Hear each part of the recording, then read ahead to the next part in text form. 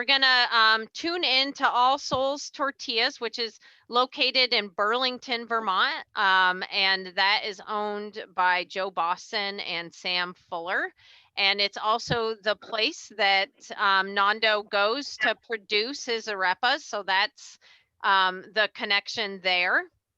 And so we're gonna talk to them first, and then hopefully I will have time for questions. And then we'll be showing a short video of Nando's arepa cart that we took yesterday because it was sunnier. We had planned to do it today, but we were afraid the weather wasn't going to hold out. So we did end up filming that part. Catherine did, and Henry and Nando and the folks at Feed Chittenden. So we'll be getting to still see that part, but not until but in video. All right, so with that, I think it's time, Henry, if you're ready. We're here, All Souls Tortilleria in the Old North End of Burlington, Vermont. We're going to go over some basics of making nixtamal and work with our friend Nando from Moon Stars Arepas on running some arepas through our oven. So here on a beautiful sunny day in northern Vermont, hopefully you can see and hear everything. There's a lot of white noise in the background, lots of machines going, but feel free to pop in and tell me to restate anything if I'm mumbling or you can't hear me. But this is the overall scene. We have a cooling conveyor, cook tanks, our Molino, extruder, and oven.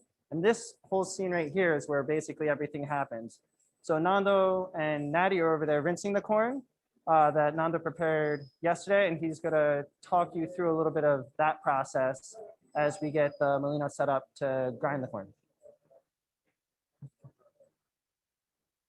All right, guys. Hey, All right, you're on, Nando. yeah, we're just rinsing the corn right now, and we're gonna be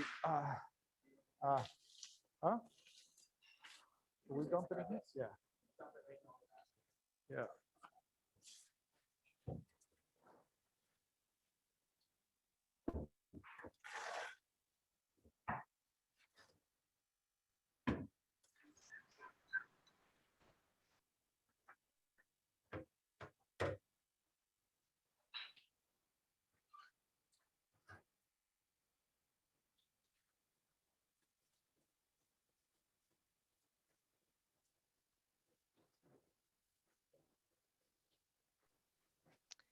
Nando, somebody's asking what kind of corn? I'm rinsing. The water comes out clear, and that's what you want to look for. You want to watch. You want to make sure that you're getting rid of all the wood ash, and you're getting like a clean, clear water out of the. So what would happen if you didn't rinse it thoroughly?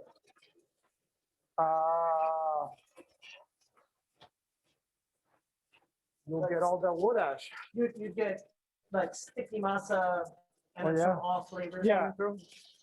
Yeah, you get wood ash, and I don't know if that will affect the flavor a little. Yeah. But yeah, that would affect if we don't rinse it really well. And so how long did you cook this last night? This was done with wood ash, and I cooked it for about an hour and Did you start it with cold water, warm water, hot water? I started it with warm water, and then I put the corn in to shock it a little, and then I added the wood ash, and just keep stirring it until I saw that the pericarp was coming off, and then I let it rest overnight. Cool. Yeah.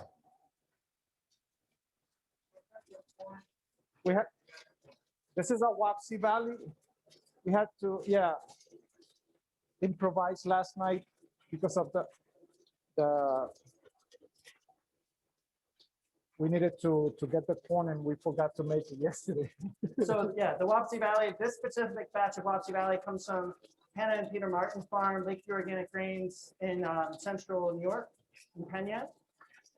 And we've been getting corn from them for about 6 years. We also get some, like a few tons a year from the Kenyans, the rural farms in Charlotte, Vermont, but majority of our Wapsie Valley comes from the Finger Lakes area.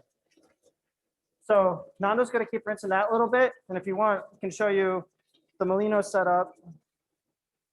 So if you look in here, I can show you the stones later, but this is, we did a little test grind earlier. So this is the masa, and you can kind of see, unlike milling flour, this is willed wet versus dry. And so as such, it's smaller diameter stones, and they run at higher RPMs than stone mill because we don't have that same worry about overheating and damaging the starches because it's wet milled.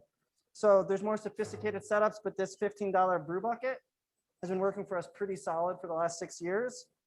Some people direct plumb in these things. There's a lot of different flow meters you can pull in, but you've got a lot of control of just this little spigot. And, you know, so for like home, it's been working for us, and it certainly would work at a home scale and all too, if you're doing a bigger batch, but let's see. So start with a little trickle. We have a lot of control over the tension right here. This gives you a sense.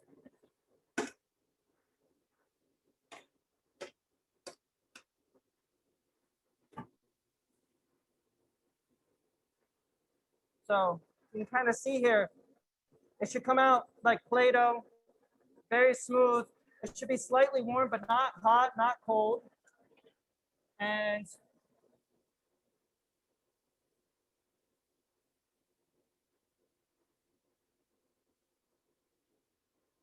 it starts smelling beautiful.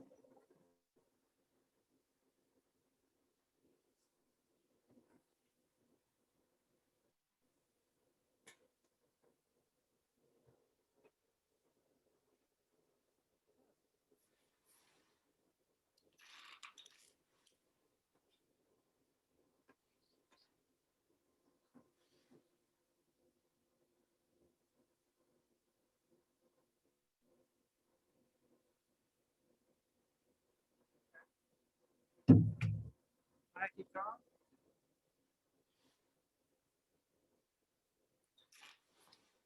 So with this setup, you know, on a production day, we can grind just about 1 ton of masa through this process in one production day.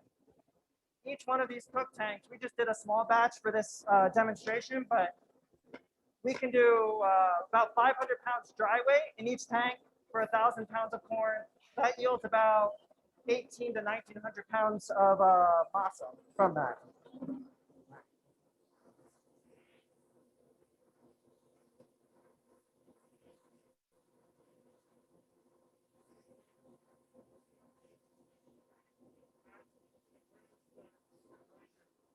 So the Molino is made by Campbell Equipment, Thermal Springs, California.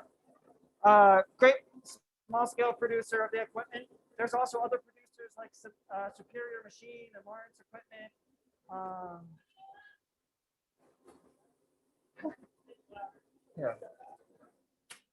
Yeah. So, and then these baskets are just, yeah, they're gardening baskets. You can get them at Gardener Supply and other places like that.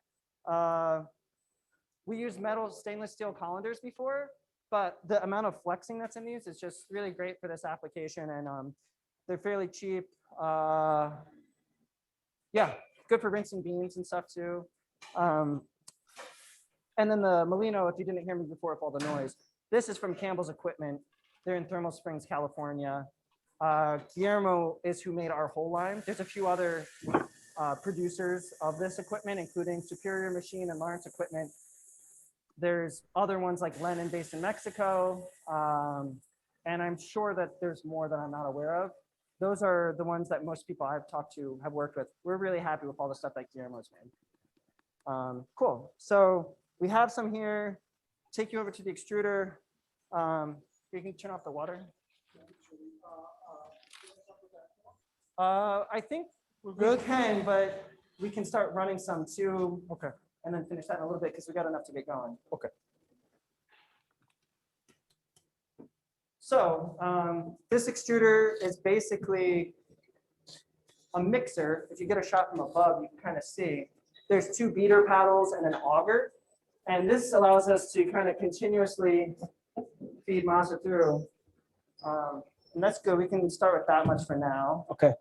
And it's on a variable speed drive, so we can synchronize it to the oven, because the oven for different products runs at different speeds. We run the arepas are about 5 times as thick as a tortilla, so we got to run it at a lower heat. This oven generally is getting run at 700 to 800 degrees Fahrenheit. And yeah, so we're in range to start getting them going. So this roller head has a simple clutch. Again, like this also has a variable speed drive.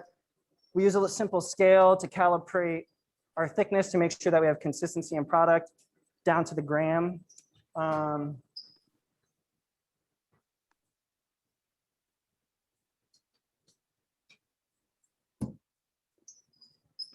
So always a little chatter when we're getting it going. And then if you want to see what the inside of the oven looks like, we opened up the heat shields on the other side so you can see as these go through. But basically this oven's set up with 3 tiers, and we cook the belly, the back, and the belly again. So sear each side and do a final pass that allows the inside dough stuck between those 2 seared layers to finish cooking. And so tortillas and arepas, if you want to, can get a little bit of a puff going to them. So yeah, this gives you a sense, like just steady stream of arepas. Each arepa weighs about 80 grams masa. You lose that weight a little bit in the oven through evaporation. And then what do you think compared to those ones you were making by hand, Nando? Are these pretty similar or a little wider or versus a handmade one? I think Maddie, can you turn on the I think they're pretty consistent with the size that I make by hand. Maybe a little bit thinner, but for the application, it works perfect.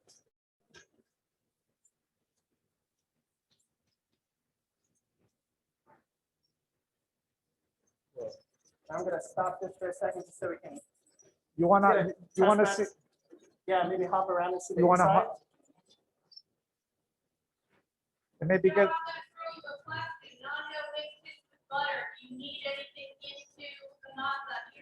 That's a great question. We do not. We don't add any lipids or any salt to our masa for our tortillas and the arepas.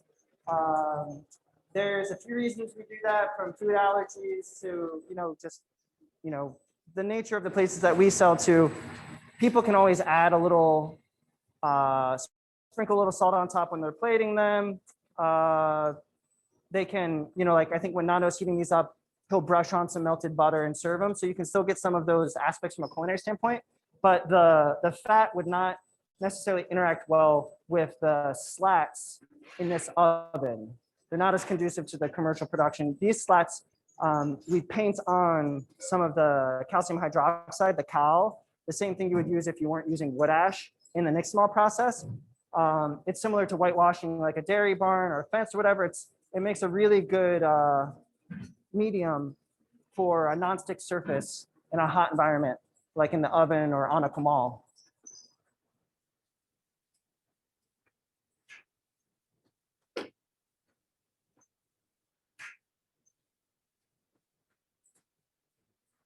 Let's see.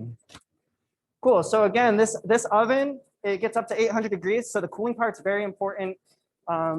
All the needs to be properly cooled down so that they'll keep well. The texture will be good. And also for shelf life, once they go into plastic, it's really important that they get basically brought down to room temperature. So we land everything on perforated sheet pans so that there's not any condensation building up on the bottom. And yeah, that's kind of it. Nando sells these in 4-packs to retailers around the Northeast. And he also makes some food service packs. He himself has a food cart and sells at special events, farmers markets, particularly up in the Upper Valley. And yeah, and I don't know, that's about it.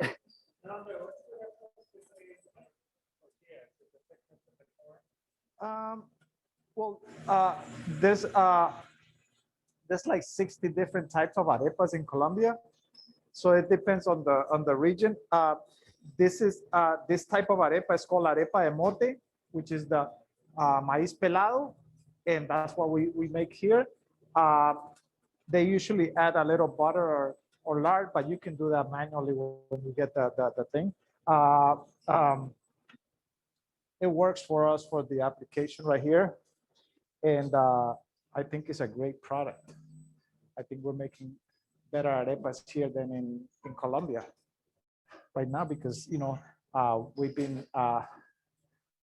eating all this white corn that's been imported into Colombia, and the production of corn in Colombia has declined since the free trade agreement, and they started importing all this white corn. And I think that we're getting like really good organic corn here, and this is a New England version of what could be done with the corn that we have here. Is that good? That's all. You have another question about wood ash versus lime. Well, what happened? I was taught to do with make the masa with wood ash, and that's why I do it with wood ash. And I think it's easy for us to acquire wood ash here. And but they also do it with lime. We did some research on a paper on the wood. Basically, it's almost the same thing as far as like minerals and nutrient content. Maybe it affects a little bit on the hardness of the thing. That's what it says. I think, yeah, Nando found a really good peer-reviewed paper that we could probably share with the extension community, and does a pretty nice comparative analysis of the two from a lot of different angles. Yeah. But yeah, both effectively will make a successful masa. Yeah. Yeah. It's basically the same thing. It's just a preference of accessibility also. Yeah, you made a good point, I think, in your other video, where it's just like, we're in the Northeast, you're cooking with heating your home with hardwood. So why would you not, take that ash, sift it, and use that? Yeah. So, yeah. How do you package and store your? I think Nando can show you. So they're not quite ready yet. Because they're 5 times as thick as the tortillas, they take a while to cool. We have these infrared thermometers. And so we want to see them get within pretty close range of room temperature. And that's where these generally will sit out, and in a full production day, we'll be filling sheet pan racks, and they'll be passively cooling in addition to this cooling conveyor. And then once they get down to under 100 degrees Fahrenheit, then we can put them in the plastic. Once they're in plastic, we put them in the walk-in cooler on perforated sheet racks to continue cooling down. But we don't want to put them in the walk-in cooler when they're not in plastic, because that can dry them out. And we don't want to put them in the bag too quickly, because then they will get sodden and be more prone to a shorter shelf life. They'll mold quicker. And that's true with tortillas as well, that same sensibility of just trying to not let them sit out too long, let they dry out, but not put them in plastic before they're ready.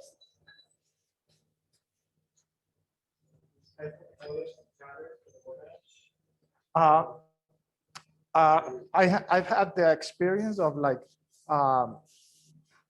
I think that hardwood works better. I don't know for what reason, but I had experience where softer woods take more amount of wood ash to get the pericarp off, and when it's fresh hardwood ash, I think it works the best from my experience.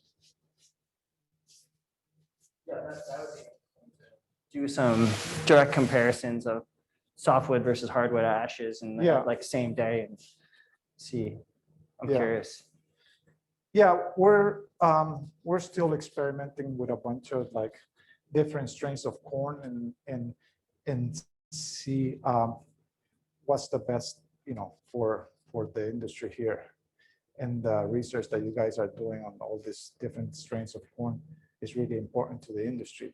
And I'm just happy that this is happening here and that we're involved in it. Yeah, I agree with that. I've been really impressed with the northern Flint varieties, however you want to define them, that like the flavor, the depth of flavor of things like the Wapsie Valley, the Abenaki Callus Flint corn are all phenomenal. They make a texture in a tortilla that's a little bit denser, heartier than some of the, I don't know, like a mealier corn, some of the dent corns that have a higher percentage of soft starches in them. But while those have this beautiful texture, and a certainly very pleasant flavor, it's not that same depth of flavor. They're not as like redolent with cornness as some of these other corns are. And then you also have these trade-offs on a micronutrient, like there's some high lysine varieties that are white corns. Meanwhile, there's blue corns with anthocyanins, and these corns that have reds and yellows in them. Color is nutrition, generally speaking. And so you're getting there's these implicit trade-offs in one variety of corn to the next, but also within that, even the glycemic index of dent to flint corn on that continuum as well. That's, really interesting to think about. And that part's been really fun, just exploring the flavor and the textural trade-offs of one variety to the next and figuring out the slightly different treatment that they all need. Have you experimented with nixtamalizing corns? How is that process different? Absolutely. So I think that's a great question. So one of those things, working with a flintier corn versus a softer dent corn, is that the pericarp as a ratio of the endosperm is different. There's often, and also just northern corns in general, generally speaking, have smaller kernels relative to more southern grown corns. So those ratios are important both in the texture of the finished tortilla, but in particular in the rinsing process. It's a slightly longer cook to get it to release that pericarp, and then it's a more thorough rinsing in order to be able to get like a lighter body to the masa. Yeah. So yeah, they're quite different. You can't just follow a recipe and be like, oh, cool, it's got to get to this temperature for this long. And also, like if it's a 5-pound versus a 10-pound pot that you're cooking, that heat curve of bringing it up to temp and down is going to be a little different because of that thermal mass question. So like cooking in this versus cooking in a pot at home, they're same principles are at play, but the specifics of how those principles play out are pretty distinct. And what is the use by time frame for masa and for the finished product? Great question. So from that, What is it? the use by, like the perishability. Okay. So a lot of perishability is determined by water activity. And because the finished product has less water activity, a lot of that's evaporated out, there's a better shelf life on the finished product than on the masa. The masa freezes and thaws pretty well. It risks drying out a little bit in the freezer, but we try to hard cap it at a week for fresh masa. Meanwhile, we are seeing we can get a couple weeks out of a tortilla, 2 to 3 weeks. And that's also, again, depends on how well you navigated that, like when did you get it in plastic, like in an impermeable barrier, at what temperature, how much residual water activity was in it before it went in. So depending on a few of those things, and we've done quite a bit of shelf life tests at different timelines of when we got it in the bag and at what temperatures and stuff like that to land there. We had much shorter shelf life earlier on than we do now as we were figuring that out. Yeah. Yes. So Nando, what else is masa be used for? Well, I use it for the empanadas. And right now is for that. You can make tamales. And I think you can make pupusas out of it too. Yeah.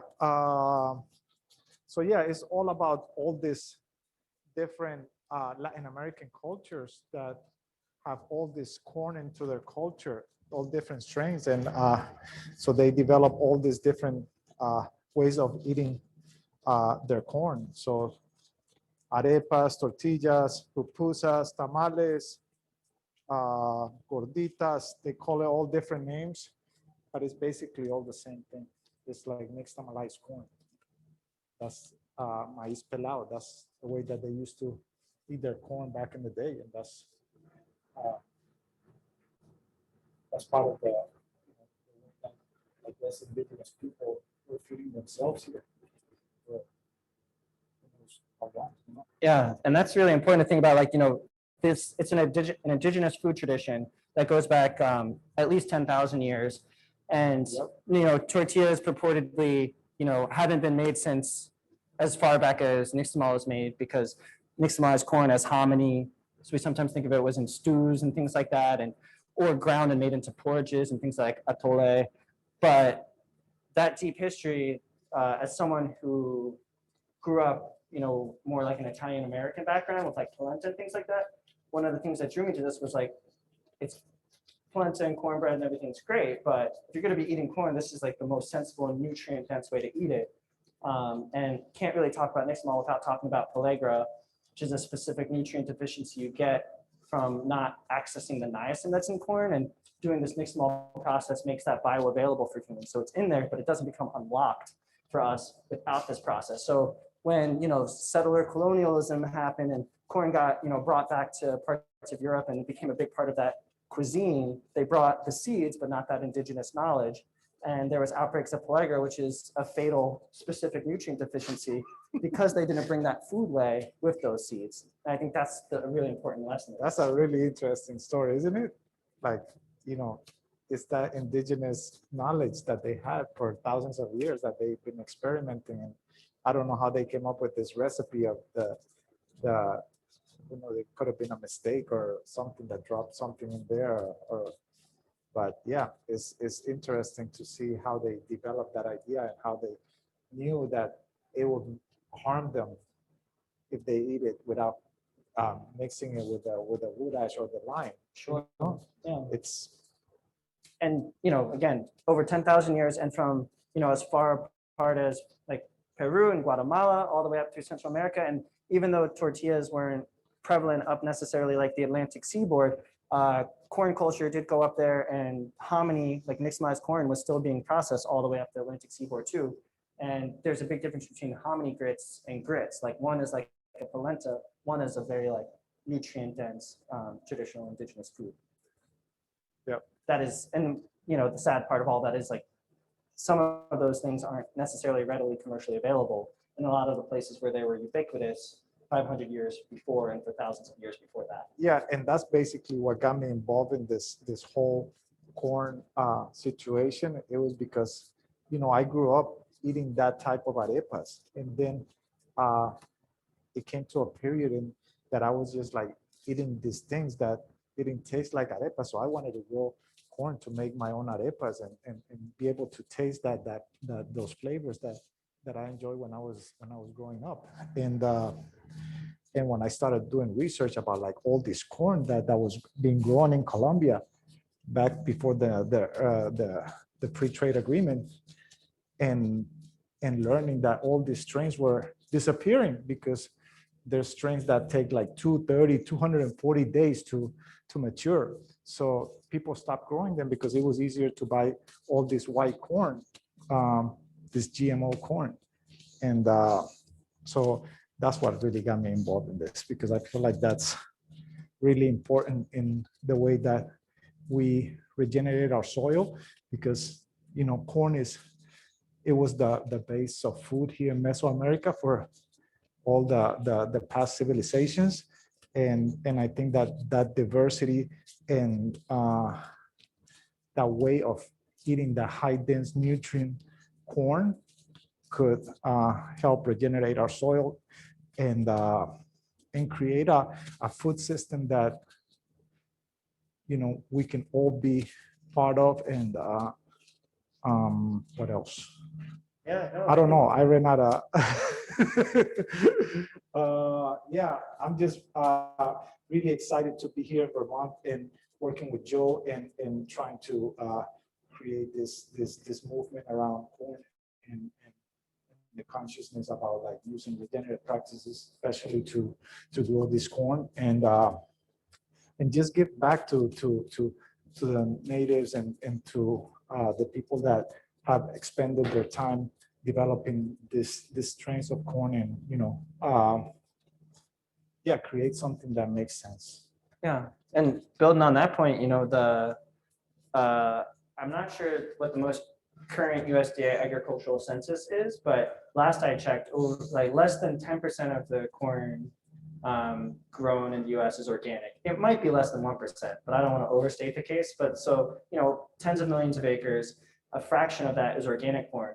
Of that percentage, maybe 1% is open pollinated corn. So like what was just half a century ago, like the de facto reality in terms of like the genetics of the corn being open pollinated, and like now is predominantly, and hybrids have their place. And speaking to like the Northern Grain Growers Association population, I'm not like trying to yuck anyone's yums and say like hybrids don't have a role in agriculture, but just saying like from a seed sovereignty standpoint, and from also an era of climate, having open pollinated varieties that can be grown by grower breeders and selected for ones that are thriving in that changing climate. It's such a small fraction of the corn that's being grown right now that I think on top of just trying to raise up these food traditions from like a human health standpoint and honoring foodways, there's also this very practical on the ground level of, I think there's a really important role for open pollinated corn grown at a smaller scale, consumed at a community level that is hard to overstate in the context of all these other things. Yeah, I think that, yeah, corn has connected me in so many different ways to this community. And I think that, yeah, just working on this project has, raised my level of, knowledge about all this and connection with people that want to work on this whole regenerative process, Do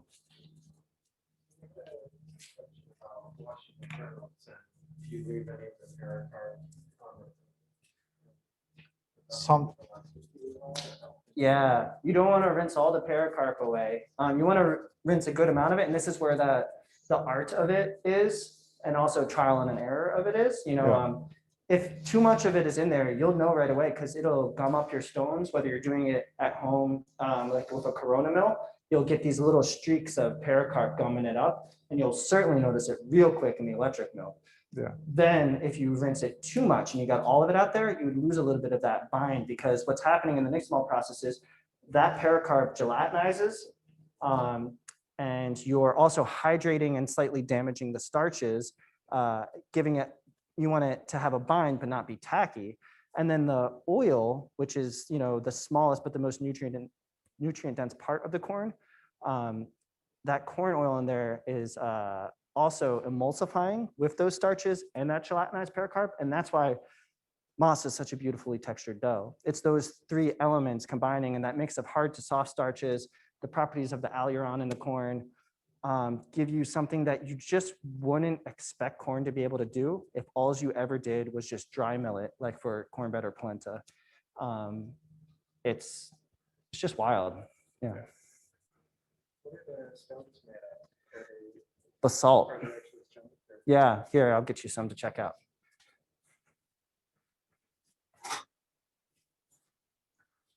So these are volcanic stones before mechanization. And I guess it's also worth saying the best tortillas you'll ever eat are not going to be made by machines. They're going to be made by hand.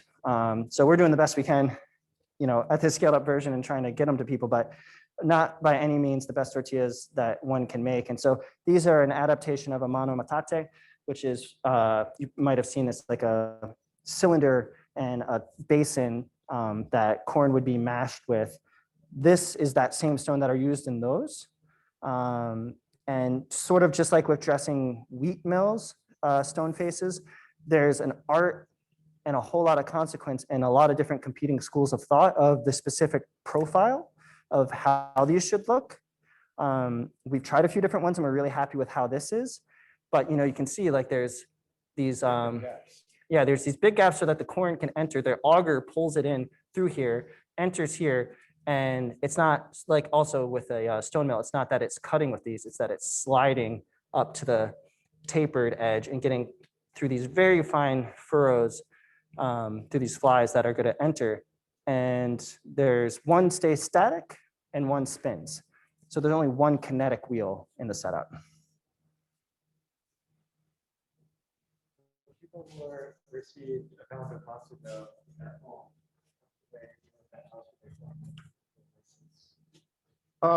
Well, what I usually do is well, if they want to use like butter or lard, I usually make a ball, and then I just a ball, then I flatten it out, and then I start shaping it. I don't know if I showed in the other video, and I used my thumb to create that circumference, and you just pat it like this, and you start rounding it, and that's how I will start. So yeah, and then you have an arepa, like a small arepa. And it differs on the different additives that the added things that you can make with it. You can add different stuff and make them at home with your masa. This is like the typical arepa tela that we eat in the region that I grew up in, and it's like the most popular type of arepa. In Colombia, in Venezuela, they're a little thicker, and they're commercialized now, and they're made with masa arepa and all this harinas. How do you say flour?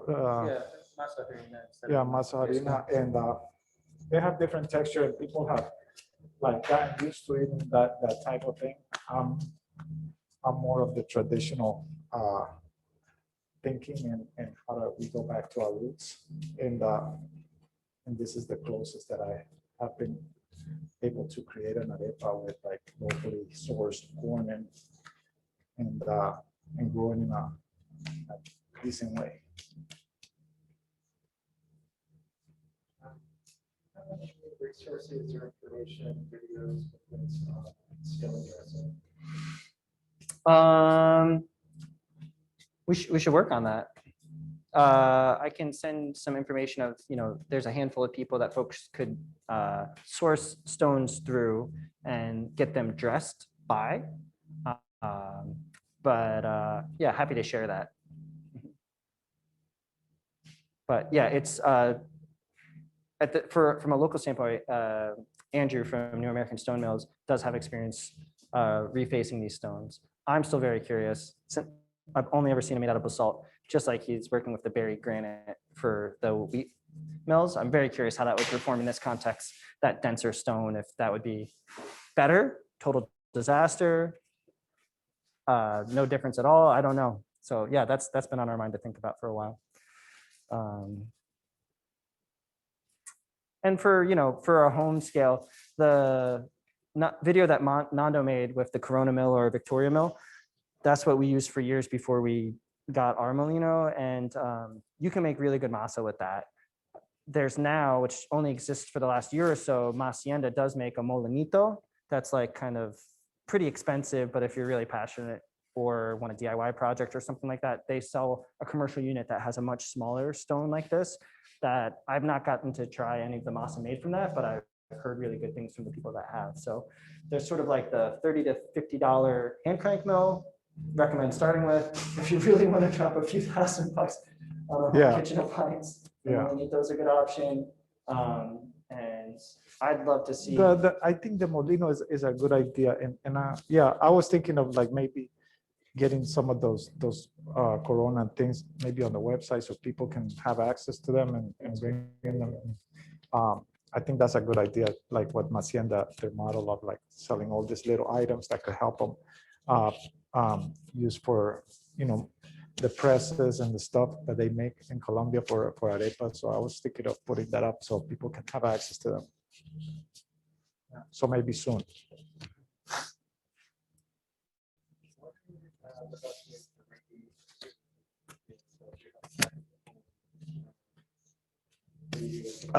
Well, believe it or not, I'm in love with the air fryer.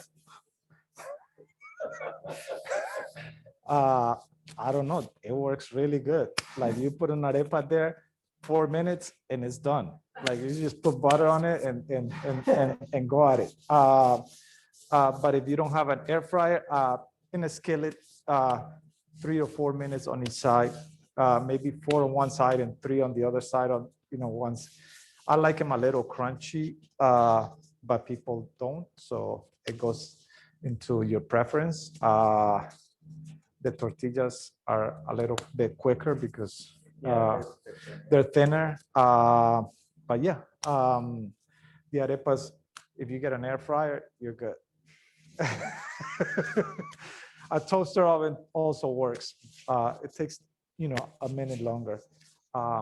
But yeah, it depends on your preference that you want them like a little bit crunchier or a little bit softer. Yeah, and butter always makes corn taste really good. So vital. Butter. For the tortillas on the All Souls website, there's a short video that shows you the way that we recommend everyone doing it. But there's the idea of like, you want to get one going in a preheated skillet that, if you spritz some water on it, the water would instantly sizzle and evaporate. You don't want to put it on a cool or a tepid skittle. So do that, hold one down until you can feel that heat of the skillet through the tortilla to your fingertips. And at that point, you want to add another tortilla, flip it, and then about every 30 to 45 seconds, be flipping them in a stack.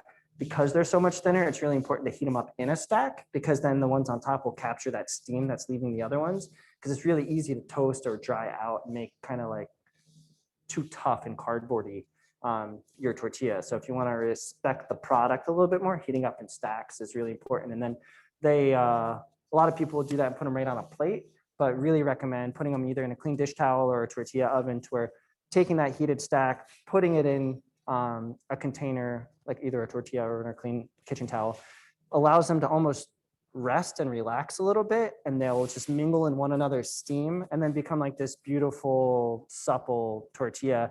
Better bringing the tortillas to the table in that than to pre-plate them, in my opinion.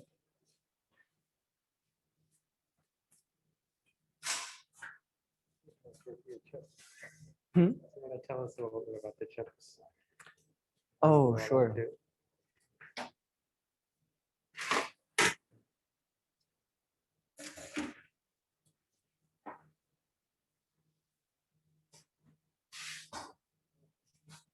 Basically what we do,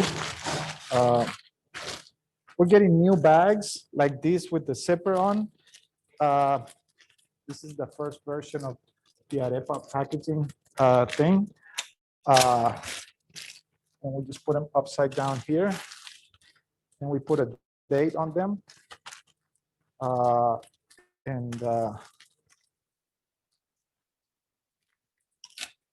So it takes work to produce an arepa or a tortilla. So yeah, I feel like this whole process is about food system and how do we give all these people that work in the food industry their quality of life. I think that that's really important. This plus you're doing something good,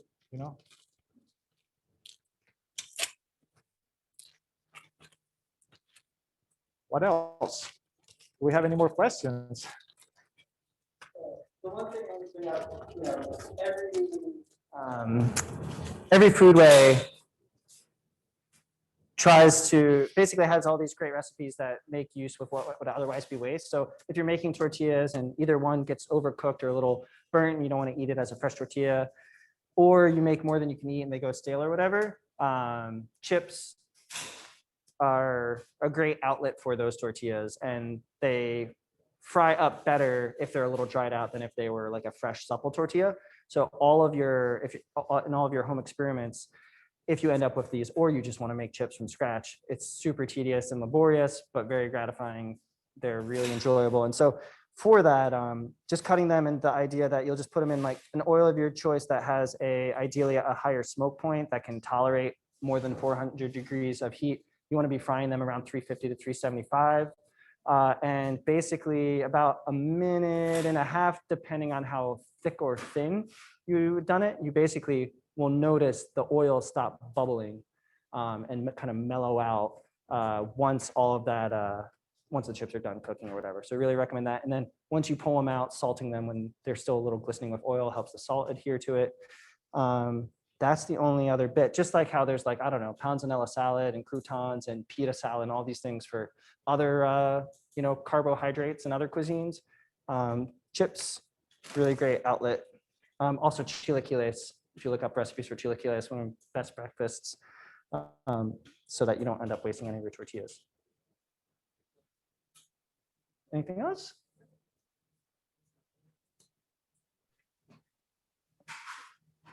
Great. I think that was great. So Henry, I think and Catherine, we're gonna go to the video next of Nando out in the arepa cart with Feed Chittenden, and then hopefully once we see that, we can come back and ask any further questions. Right. See if this works.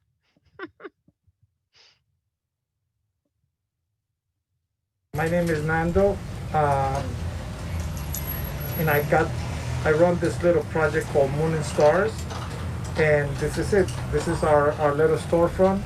We have a fryer, we have a grill, and over here this is the toppings that we make for the arepas. We make some beans. We switch different beans.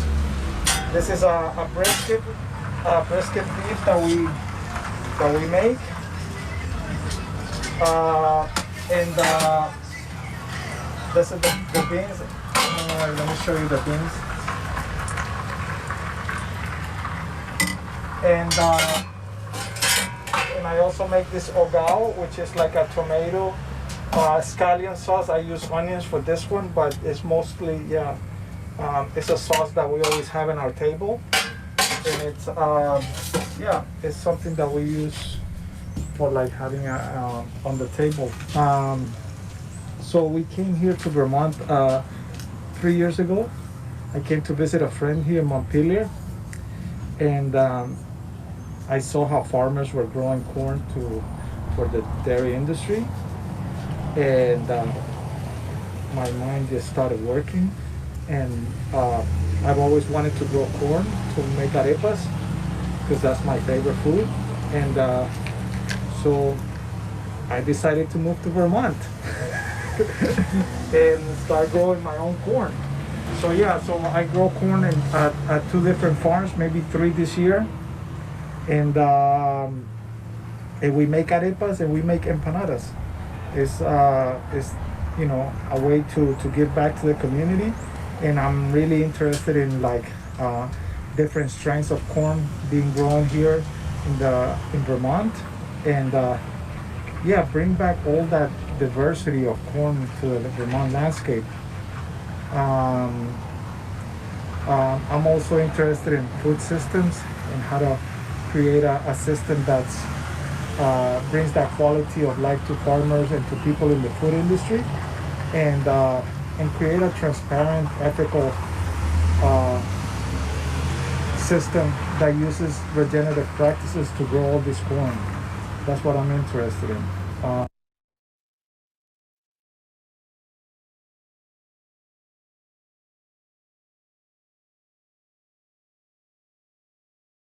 An egg arepa. I'm gonna throw the arepa there. Unlike the ogao. Oh, sorry.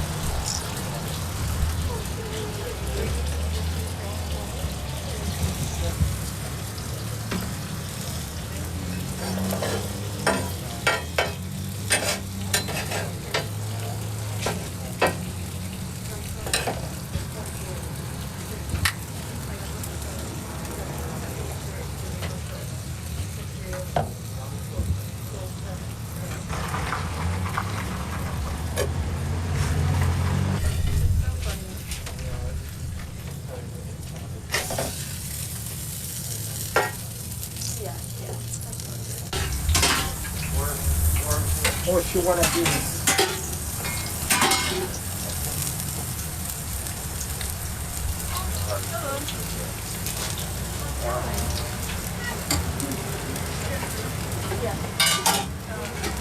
come a little wealthy.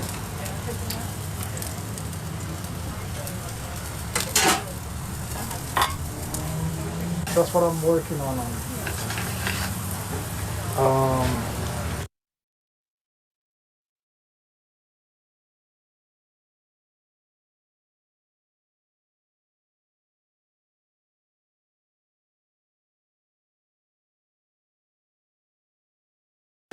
I'm Angela Betancourt. I work for Feeding Chittenden. I am the volunteer and special events coordinator here. We are the largest food shelf in Vermont. We serve about 60 to 100 people a day. Here at Feeding Chittenden, we serve the Chittenden County through our various programs. We have a breakfast program that provides breakfast every morning from 6:30 to 8:30. And then we are open for grocery distribution from 10 to 3 every day, Monday through Friday. And these efforts are just to support our community in accessing food that they need when they are in need. We are also piloting a home delivery program where we will put our inventory online, and then people can choose through an online form and get food delivered to their door. So these are just certain ways that we are improving our services and staying on trend with what is needed for our community.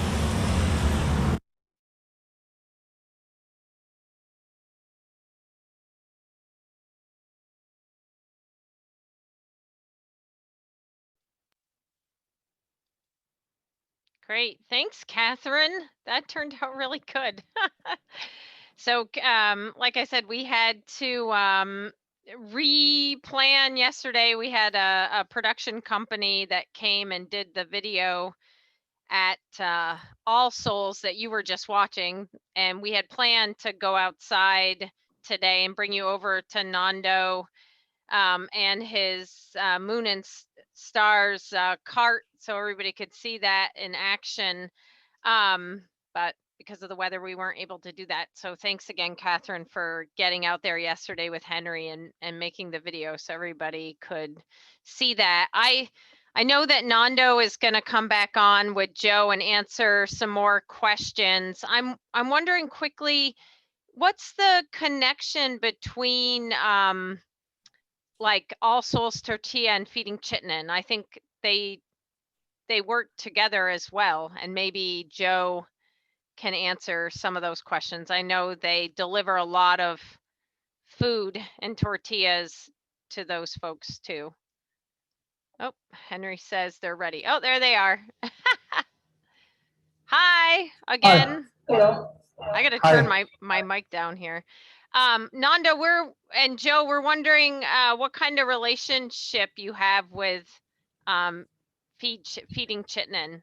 I know one day I came and you folks were getting things ready, I think, to give out to community members.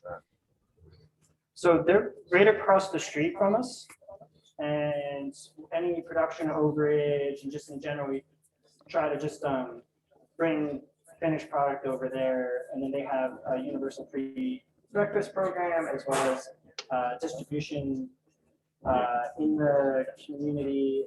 They have a food pantry function, and so they just have all these great methods of getting food to community members. So it's just a very simple and gratifying thing to be able to do with our neighbors across the way. They also run the community kitchen academy out of the kitchen over there.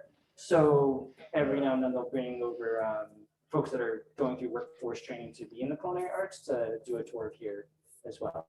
So those are for all the also sides the way that we interface. Yeah, I think that the day that Heather came, we were fixing up little boxes for Christmas for the people across the street, and some of the Haven and White River. So we were just like setting up little gift baskets as Christmas presents. That's really great. And we also really appreciate you taking the time today to do this with us. And I haven't gotten a chance to meet the camera crew there, but thank you as well for doing all of this with us and making it happen. It's really great. And we've had a great week. I don't know if you've been able to watch any of the webinars. You're gonna have to watch. You are gonna love them. I've personally been in love with this whole week because I love corn. And yeah, we'll have to make sure you get everything to watch them.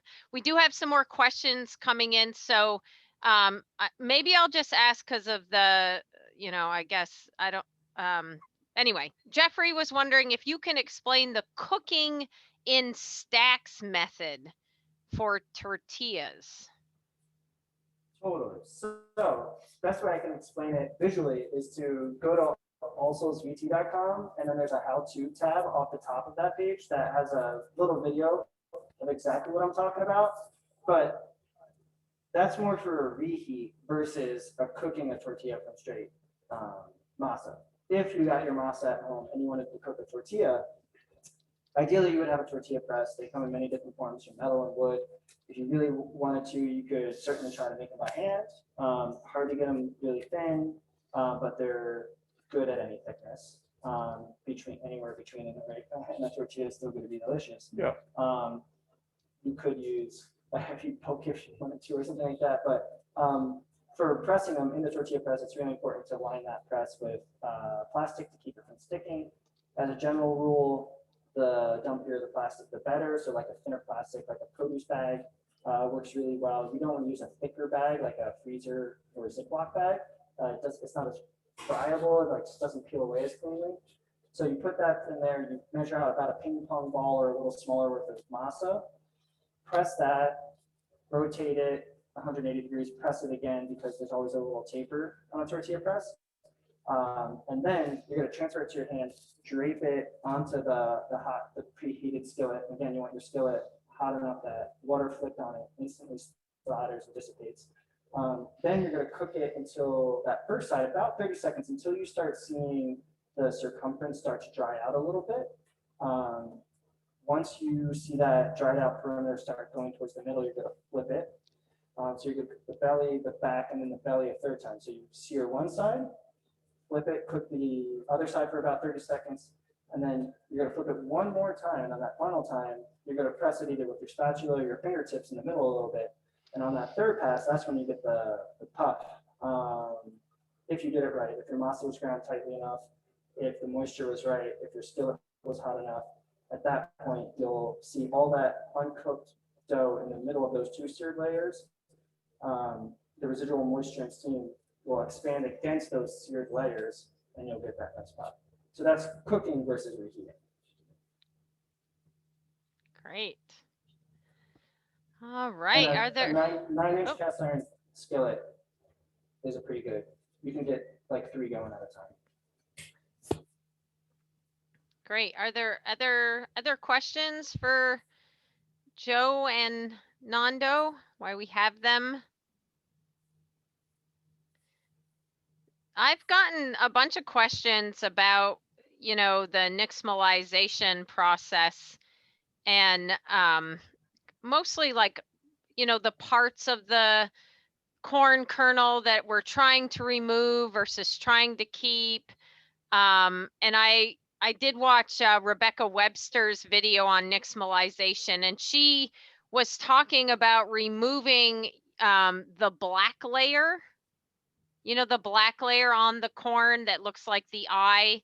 And she was saying when she learned, so Rebecca was one of our speakers, she said when she learned from her mother, it was really important to remove the eye of the corn. But she hopes her mom isn't mad that she's not as committed to that as her. So I don't, does that something that you even, do you know what I'm talking about? The black layer of the corn kernel, the abscission layer. It was really clear on her white corn that she made that video with. I don't know if anybody else in the class watched that, but Yeah, I don't Not have any something- preference over that. No. I just worry more about the pericarp. Yeah. So I think I've heard, so UVM Extension made this great thing that I saw at a field day. Yep. That talks about the different types of corn, but if we're talking about corn anatomy and basically, here's the camera right there. So like this little box up here, there we go. You can kind of see plant versus dent versus flower corns, all those ratios.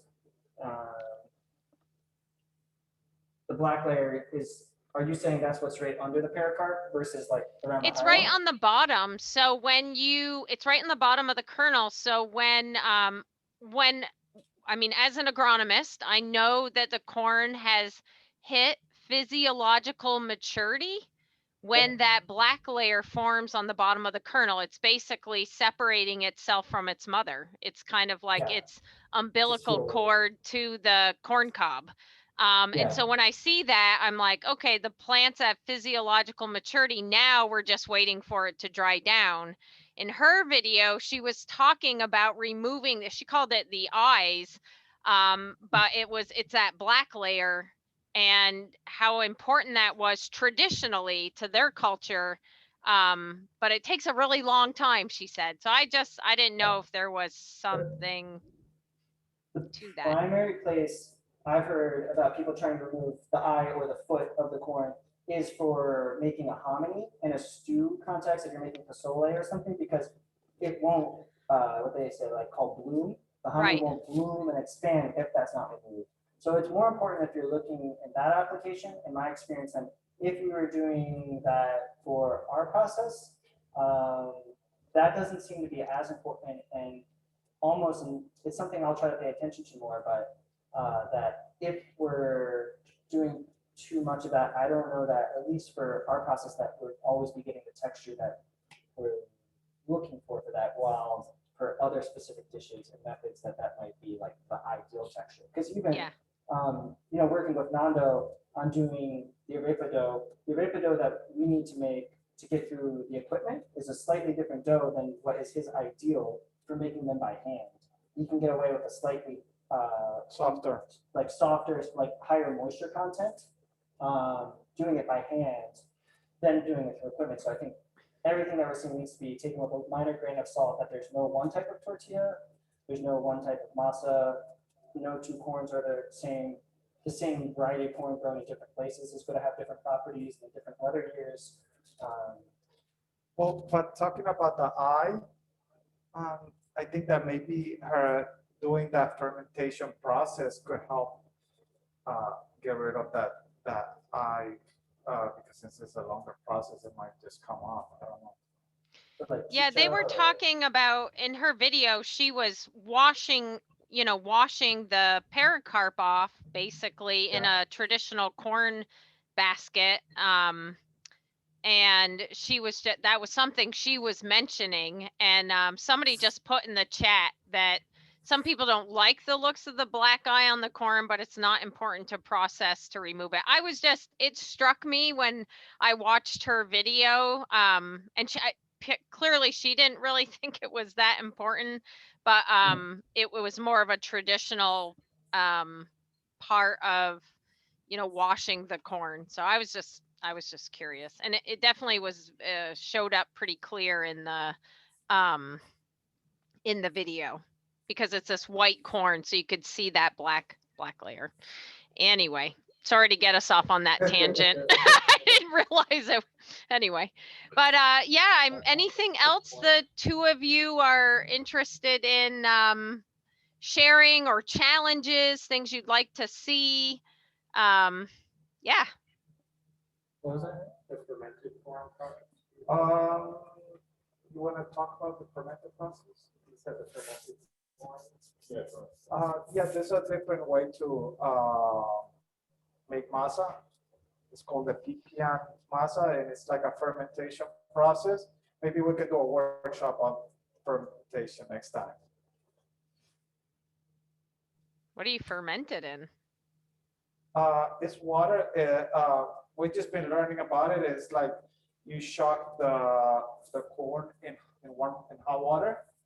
Then you let it cool off, and you let it ferment for in cold weather for 2 weeks, changing the water every day, and then grinding it, and then sifting it out, and letting that milky masa drain with the water and let it settle, and then dry it in like a pan, cooking it like at a medium high heat, and it turns into like this gelatinous masa that's used for empanadas and arepas.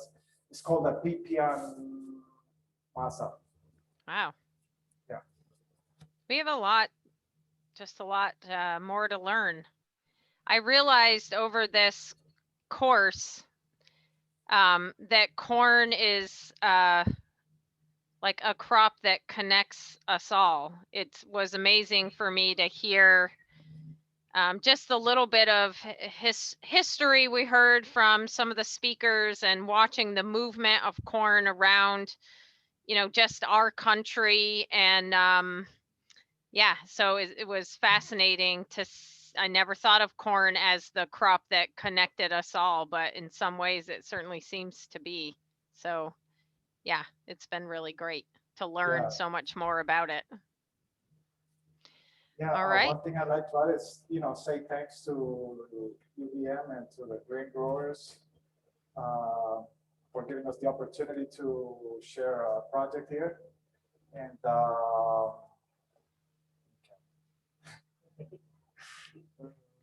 thank you. Yeah, thank you so much. All right. One last chance, everybody. Everybody's really quiet today. Let's see. Everybody's saying thank you. And I'm sure we'll, when we're all meeting back in person, we'll be having, We're doing like a little event September 18 in Berkshire. It's about a corn and all this making things and music, and it's all about mice. All right. Well, we'll get that information from you and make sure we share it out there. Thank you. Any wish lists on corn you'd like to see us growing? Yes, let's talk about that. Well, I'm trying to grow the early riser this season. Yeah. I really enjoyed the flavor of it. Joe gave me a little bit, and we did some empanadas, and they came out really good. So I want to make this year like a early riser empanada year. Awesome. Yeah. Well, I think that leads nicely into just a little bit of information I wanted to share about Jack Laser. And I think, many of you, see if I can find what I was going to share. But I know many of you knew Jack that were on this, that shared this culture of corn with us. And certainly we weren't necessarily thinking about Jack in particular when we started to formulate this, culture of corn workshop. But Jack Laser, and if you didn't know him, he was a organic farmer, and much more than that in northern Vermont, up in the Northeast Kingdom, and farmed organically with his wife and daughter and friends and family in Westfield, Vermont at Butterworks Farm. Some of you may recognize that name, maybe even more than Jack's. They produced yogurt, this excellent yogurt on their farm.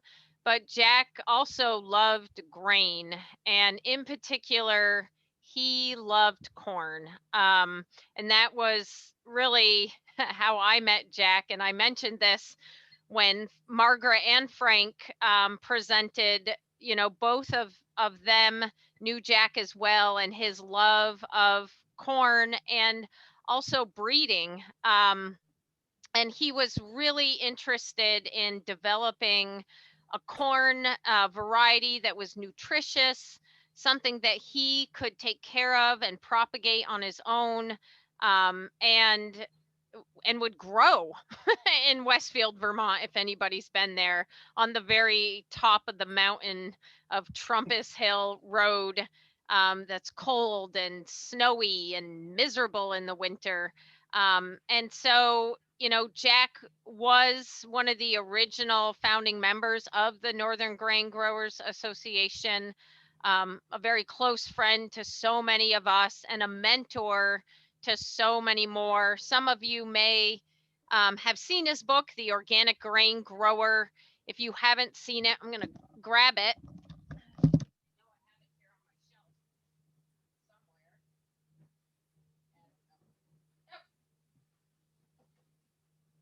Of course I do. Sorry, little diversion there. But this book, you have to, if you're into grain, it's worth I think they're $45, but yeah, I mean, he just wanted to know everything about grain, and this is as much a story about all the people he met and worked with along the way, and a resource on growing all kinds of grains. So when Jack passed away in November, right after Thanksgiving, I had been working with Frank and Chief Don Stevens from the Nulhegan Abenaki community on a flint corn project. And, knowing that Jack just loved corn, he had his own variety, early riser. That's what Nando was just talking about. We all knew how much Jack would want to see his legacy carried on. So Frank and I started working with Chief Don Stevens in Vermont. And like I said, he's the chief of the Nulhegan Abenaki community. And the Abenaki Nulhegan tribe was, in fact, basically right where Jack's farm was, all around Lake Memphremagog and that area. And Chief Stevens is really working to try to enable his community to be able to access traditional foods like corn, squash, and beans, and has been working on many projects over the last number of years to make that a reality. At this point, there are several initiatives that Chief Stevens has gotten going over the last few years, focused just on that he's working on with NOFA Vermont in particular, and now also with us. So we set up a legacy sort of account in Jack's name through the Northern Grain Growers Association, for folks that are interested in supporting the Nulhegan community in their quest for food sovereignty, and also for securing and producing traditional foods, to be able to donate funds through Jack Laser's name. I'm never really good at doing things like this, but just given our week, I thought it was appropriate to let all of you know that right here in Vermont, and it's unfortunate Don Stevens wanted to join us, but he has a day job and was not able to be a part of this program. But again, if you're interested in supporting the same type of work that we've been hearing about right here in Vermont, you can do that through this legacy gift account, or you can directly donate right to the Nulhegan Abenaki tribe through their website. And again, the funds that we're raising in honor of Jack will be given to Chief Don Stevens, I believe in May. Jack's birthday is, coming up, and his wife wanted to celebrate his life on what would have been his 70th birthday. And we're hoping to have collected all of our donations and be able to present that to Chief Stevens for their work on food sovereignty. And Joe, I know you've been involved with that as well. And you may have some things to share too. So beyond just wanting to support the awesome work that y'all are doing at Extension and through the Northern Corn Consortium, Northern Corn Consortium and all, the Abenaki Landlink project, I think is the title of the program that's through Vermont Sustainable Jobs Fund and NOFA. And they have a little bit of a waiting list, but if you're interested in participating in that as a grower, we're enrolling everyone from people with home gardens to commercial growers to participate in growing out squash, corn, and bean varieties that are Abenaki varieties. Growing those for seed to then be bulked up and distributed to Abenaki community members. And so part of that process is it's quite laborious to be processing the winter squashes in it. So a lot of that got aggregated at the BYCC barn in Richmond and then brought down to our commercial kitchen at Vermont Bean Crafters in Warren to, in the process of getting some of the seed from the squash, processing the flesh to be diced, bagged, frozen, and distributed to community members. And that's something that we'll be doing again this year. So we're partnering, I think, with Adam at Running Stone, Brushbrook Community Farm in Huntington to mill the corn into cornmeal that was then also distributed, and then the bean varieties are in a similar being grown out. And the idea is that in time there'll be a critical mass of all of those traditional foods available to make a meaningful contribution to the annual diets of the tribal members. Thanks, Joe. I'm just sharing the screen to the Abenaki Landlink project in case anybody's interested in it. It is a little hard to hear, Joe, so in case you didn't catch all of it, the Abenaki Landlink project are growers like maybe yourselves or home gardeners, homesteaders that are agreeing to work with the Abenaki Landlink project to grow traditional foods, to be able to save seed and provide food to the community. And you can get involved with that. Like Joe said, there is a waiting list to be involved. And part of the reason there's a waiting list is because there's just organizing it all has been difficult, and they're trying to really raise some funds to be able to support a position to be able to manage all of this, because so many people do want to contribute, but managing all the logistical pieces, as Joe knows, has been kind of difficult because there's unfortunately our Abenaki communities don't have their own infrastructure or land, so some huge challenges there.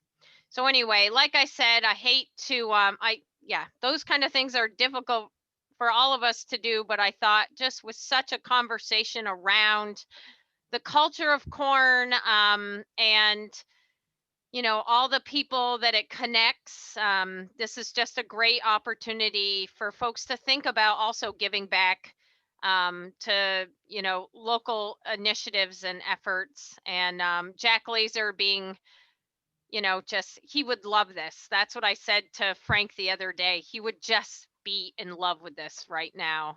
So a great way to honor him as well. So people are still looking for early riser seed. I have been in touch with the one individual I know that Jack gave all of his final seed to see if we could get a little bit to kind of spread that out to folks that are looking for it. So I'm still waiting to hear back. This lady in Maine, Yeah. the potato, potato, Yep, I know. she has some. Okay, there you go, Bob Perry. Did you hear that? Potato And, lady. Yeah. Albie also. Yep. Okay. You know Albie? No, I just know them. I don't know the Maine potato lady, but I know of her. How about Albie and Michelle? No. Oh, yes, yes, yes. Yeah, they have some too. Okay, great. All right. It's been wonderful. I know people are still looking for a few, a few resources. There was some questions about, uh, sharpening the millstones. And we have had a few workshops on that with Blair and Andrew over the years at the Grain Growers Conference.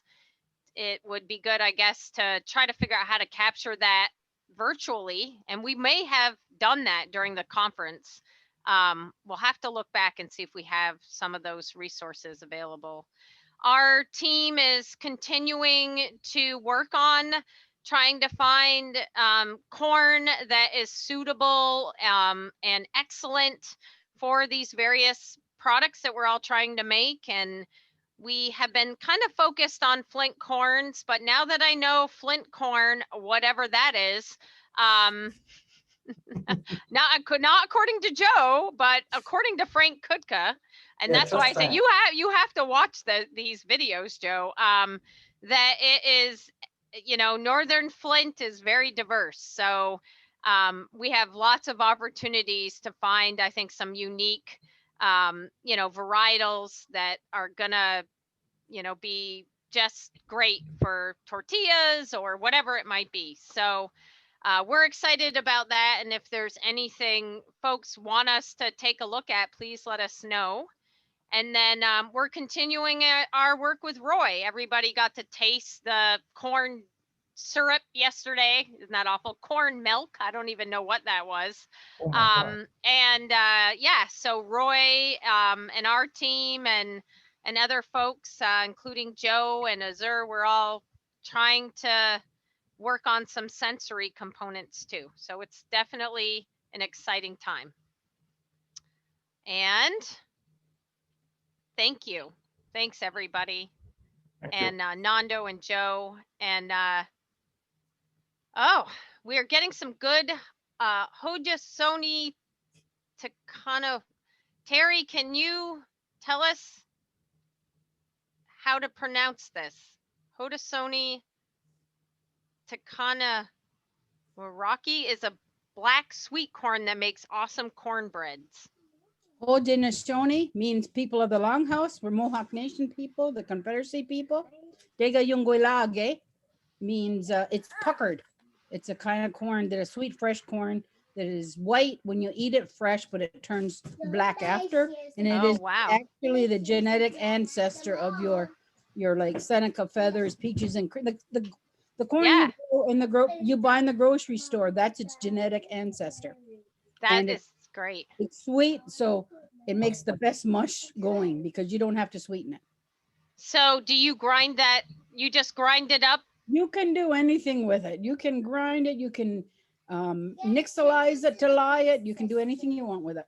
Make flour from it, and better, you can eat it fresh. Some of the other corns they're talking about, you don't eat them fresh. Right. How long season is it? If it's grown in New York, it's not that long.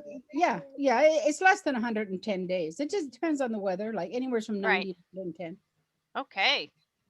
Yeah, it's a smaller crop, but it is a Haudenosaunee or people of the Longhouse. Yeah. Corn. You harvested at what time? Right when? Oh, we leave it standing in the fields. We don't harvest our corn fresh. We feel it's not proper to. I'm Mohawk Nation person. We don't do that. We don't harvest our corns out of the field. We let them dry on the stalks as much as possible. Yeah. So Terry, is your name Terry or Lynn? I see it says Terry Lynn. My actual name is Celeste, but you can call me Terry Lynn. Okay. So yeah, that is fascinating. Is this corn that you're still growing? I've been the one who's been responsible for carrying it for quite a time now, and I've rematriated through the traditional networks and longhouses into the actual Haudenosaunee communities. I rematriated it back through our traditional seed keepers network, not through any government organization or band council or anything, through our traditional longhouses only. Yeah. Were you on the other day when Rebecca wanted to make sure? No, I was Oh. gonna go on there, but Rebecca, like I've been a seed keeper my whole life.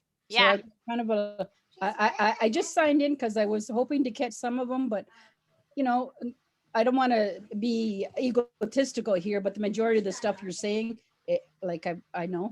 Yeah, right. No, I saw your comments about Rebecca saying like that her mother would be mad at her for leaving those eyes on the corn. And I saw that you were saying, the old ladies did it this certain way. Just a preference. It's just a preference, right? Okay, that's great. And I'm assuming you. Doesn't, I think Terry Lynn has a seed bank. Oh, yes, I do. I carry the traditional seeds. I have seeds from my ancestors that existed before the settlers arrived. Like, and we've kept them going in our family land races. So we've kept them going. Plus, I've added to a bunch of them as well. And that's the kind of work I do now. I just maintain the seed bank and have it open and I'm trying now to get some of the varieties to grow them in large quantities so I can spread them throughout the Haudenosaunee communities. Awesome. Well, It's great. called the Mohawk something. Mohawk Seed Keeper. I'm on Facebook. Mohawk Seed Yeah, exactly. Hi, Terry. Hi. Well, Terry Lynn, thanks for joining us. And I'm, well, maybe next time you can continue to educate us. That's what it's all about. Yeah, And I was hoping to get on earlier, but I was actually doing a presentation for the United Nations representing Canada's Indigenous farmers. Yeah. There was only women for only Indigenous women. Canada, Guatemala, Costa Rica, Colombia, just the like northern South or Central America. But it was really interesting, and we were kind of talking about the barriers to agriculture and such. And as Indigenous people, our biggest threat is colonization, the changing of the way that we used to farm to make us think that we didn't know anything. And now look at the state where we're. Yeah. Well, I know I don't know what to say except it's pretty clear that you knew how to grow corn and a lot of it, and beautiful corn that was hard for anybody to take their eyes off from. So thanks, Terry. It was great to hear from you. I hope our paths cross again, but in person next time, not in this Zoom world. I agree. I think we're all ready to get out of here. Yeah, and thank you so much for all the information you provided us today. I think it really wraps up. I know we all agree. The closer we are to the land, the more we can really talk about it with something to offer everybody else. And I hope, some of the role that we do play at the university is trying to connect people maybe in ways they weren't able to connect before, so that we can share information like we just did. So everybody, it was great. Thanks everybody for your time. And for those that are signed up for next week, we'll see you talking about spelt. So thank you. Bye. Bye.